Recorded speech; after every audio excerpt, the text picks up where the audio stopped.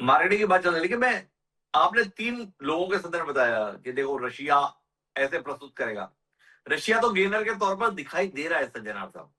जो था उससे कहीं ज्यादा बड़ा रशिया दिखाई देगा, ज्यादा संसाधनों से भरा हुआ दिखाई देगा। और सबसे बड़ी उसकी उपयोगिता तो इस युद्ध के साथ में दिख रही है कि उसे 12 मासी बंदरगाह मिलने जा रहा है, जो काला सागर के संदर्भ में बताया जाता है। जेलेंस्की अपनी देश को जैसा कुछ भी है बचा पाएंगे, पर दो देश क्या पा रहे हैं? अमेरिका को इस युद्ध को चलाए रखने में तो समझ में आता है कि रूस को उलझाया हुआ है, खत्म करा के अमेरिका क्या हासिल करने वाला है? अमेरिका क्यों इतना प्रयत्नशील है कि ये युद्ध खत्म हो जाए?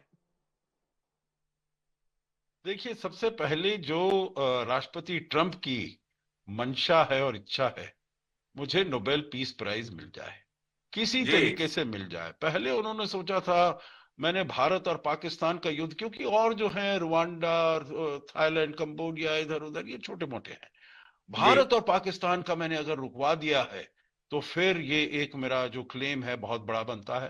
भारत ने उनके साथ we did not play ball, जो हमने कहा जी। जो नहीं, आपका तो कोई योगदान है इसमें था ही नहीं।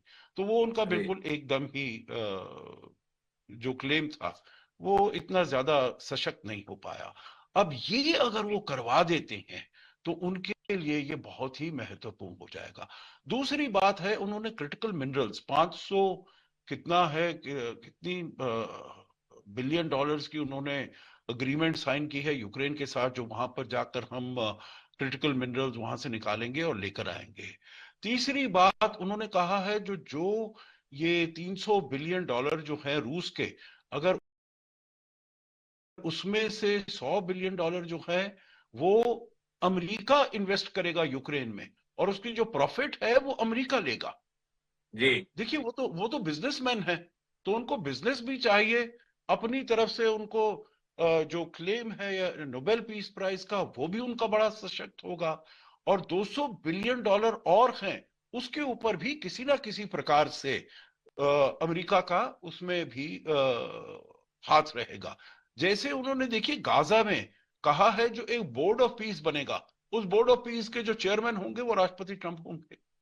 जी। तो वहां पर वो ये चाहते हैं, यहां पर भी वो चाहते हैं, हर तरीके से उनके पांव वहां पर फैले रहे।